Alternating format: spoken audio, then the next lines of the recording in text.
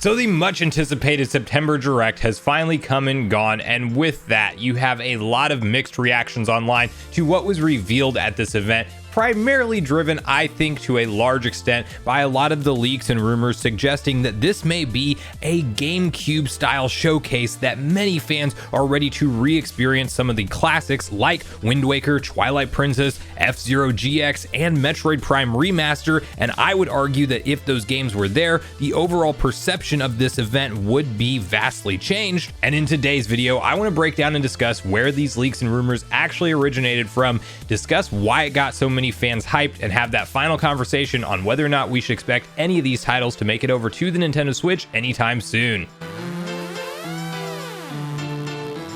What's up, Nation? If it's your first time on the channel, make sure you join Sunbro Nation by subscribing below, hit the like button on this video if you enjoy it today, and make sure you turn on your bell notification icon so you're kept up to date with all the newest gaming news. Now, as I mentioned, guys, we are talking about all things September Nintendo Direct, and really a lot of the blowback that you probably saw online following this event, because even outside of the leaks and rumors, there were some major announcements that I don't think many people were anticipating. GoldenEye and the title reveal for Zelda Tears of the Kingdom being the big standout ones for me personally, but there was so much hype and anticipation around this event, and when we didn't get a lot of those titles that many people were expecting and actually saw a heavy focus on RPGs and farming simulators, obviously there is a lot of fans that do enjoy those type of games and may have thought this was a fantastic event through and through. There's also a whole nother section of players that like the Metroids, like Zeldas, like racing style games like F-Zero, and with all of the hype and anticipation built up around those games potentially being at this event,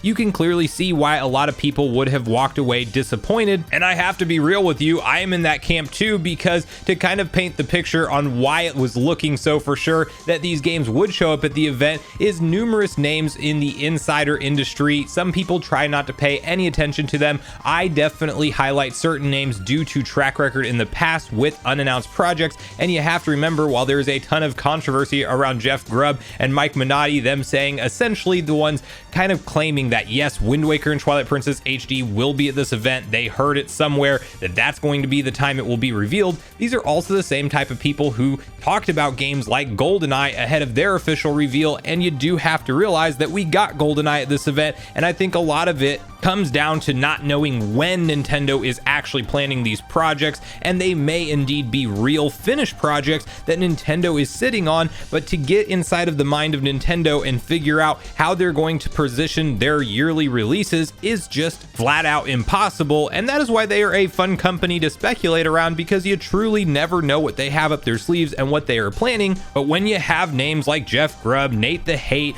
even Emily Rogers chiming in, suggesting on lines on multiple forum boards and Twitter that yes, indeed, a lot of these projects Nintendo has ready to go, they are viewing GameCube games as kind of the remaster slash remake port cash cow, because the GameCube was the last generation that Nintendo truly competed on power against the other guys, arguably being the most powerful console of that generation outside of just maybe the original Xbox. Believe it or not, the GameCube was more powerful than the PS2, which is still to this day the best-selling home console of all time, period. And so with Nintendo kind of veering off on their own path now and not focusing on that graphical fidelity being the defining factor of what sells their systems anymore, switching to things like the Wii motion-based control, then the Wii U getting HD visuals upgrade, but not being up to the standard of the PS4 and Xbox One line of consoles, now we have the Switch, which is another mobile processor from Nvidia, an X1 Tegra chip that clearly is not going to compete with things like the Xbox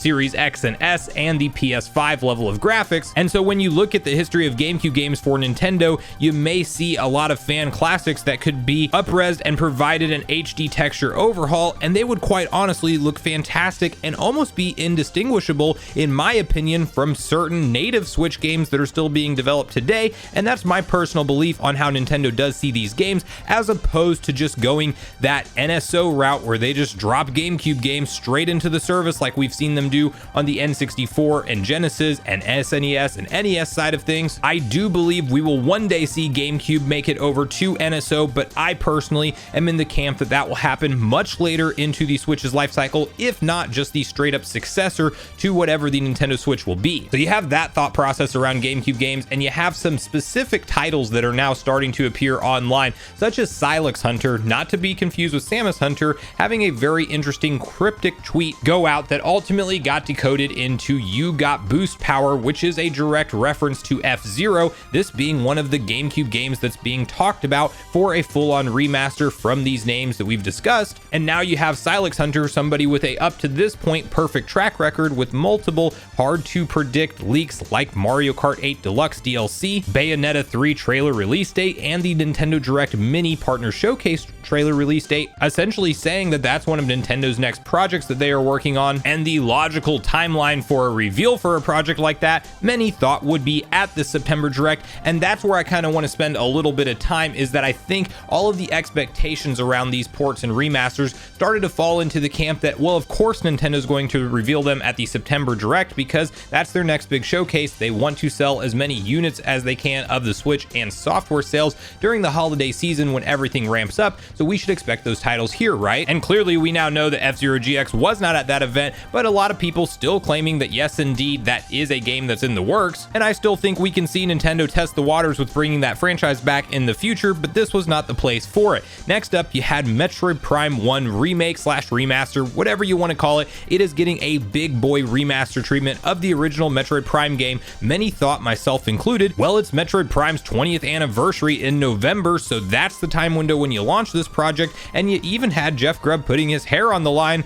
around this game coming out this year because he had heard it on good ground that the game is done and ready to go. And that is a point I want to emphasize in this video, is just a project being finished and ready to go in Nintendo's mindset does not mean we have to release it right now. They very well may have looked around, see Bayonetta 3, Mario Rabbids Sparks of Hope, Pokemon Scarlet and Violet. They feel confident for the lineup that they have this holiday season, and they don't feel like now is the time. They may also know things about Metroid Prime 4 and its ongoing development that it just needs more time, and so this is not the event to reveal that Metroid Prime remaster. It doesn't mean that project doesn't exist and that we won't see it come over in the future, but it does mean that Nintendo's not ready to pull back the curtain on it. And I also personally believe that if you want to build up hype and anticipation to Metroid Prime 4, which is clearly a title Nintendo's taking very seriously with restarting its entire development, God only knows how expensive that was to do, and then actually giving it all the dollars and support that they have so far, as we still see Retro Studios continuing to recruit and hire people. And I honestly believe at this point, this game might not even be out in 2023. We could be talking about an early 2024 title, even a Nintendo Switch 2 or Nintendo Switch Pro, whatever it ends up being, launch type of title. And so if you have a long run up to when Metroid Prime 4 will ultimately be released, you may hold back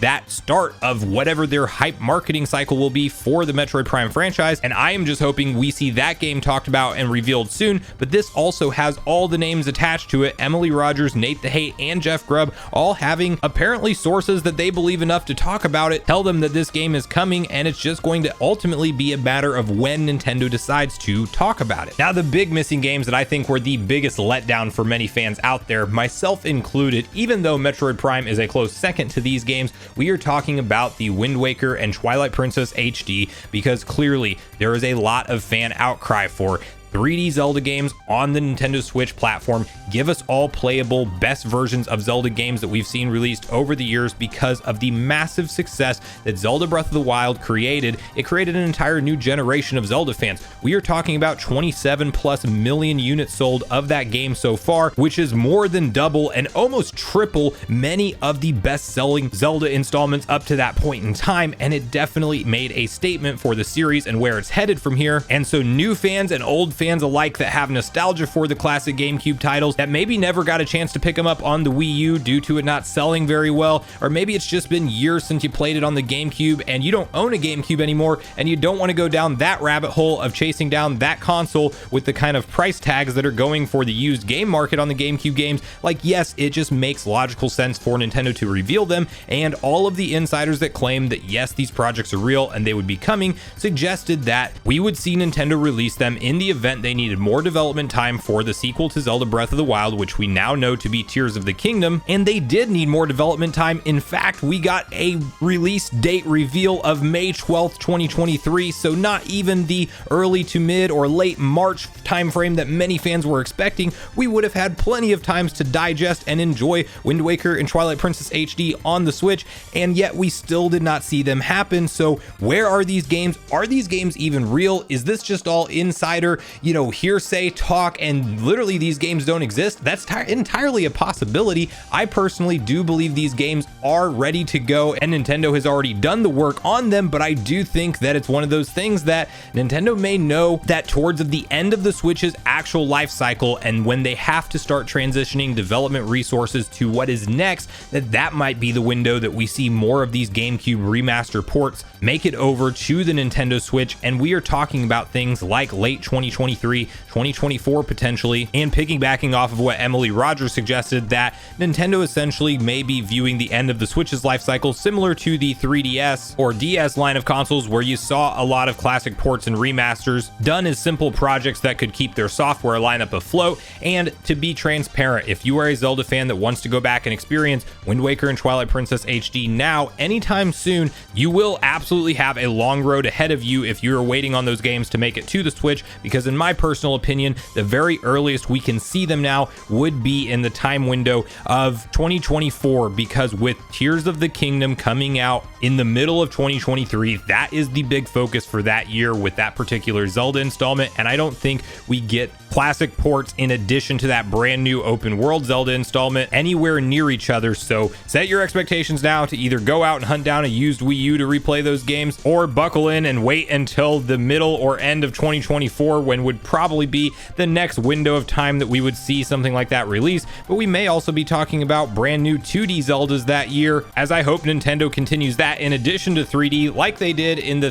DS, 3DS, Game Boy family timeline around these Zelda games. Like, I hope we see multiple Zelda teams working on multiple different Zelda projects, but the Wind Waker and Twilight Princess HD very well may be a project that is done, but we don't know when it's going to come out, if at all, on the Nintendo Switch's life cycle. But I want to hear from you guys at this point in the video, all your personal thoughts and expectations around the Nintendo Direct for September. Were you extremely let down with the lack of some of these GameCube titles that were heavily rumored? Do you think that they are real titles at all? Do you think that these insiders have really fallen flat enough on their face now that we shouldn't be paying any attention to them whatsoever? Or do you think, yes indeed, there's probably some developers talking to these gaming journalists suggesting that yes, they know these games are either in the works or close or ready to done, whatever the case is, but Nintendo ultimately is the one shifting around all the puzzle pieces and they are just not ready. And so we might just have to be on this roller coaster ride of expecting these titles to potentially show up at every single Nintendo Direct for the foreseeable future until they finally do get revealed. So regardless of your thoughts and feelings on everything we talked about today, I do look forward to hearing from you all in the comments down below before you leave the video, as I do look forward to getting a back and forth conversation started with you all around these topics. Go watch yesterday's video next if you haven't already, which is on screen right now. Also make sure you like, subscribe, turn on your notification bell, and I will see you guys in the next video.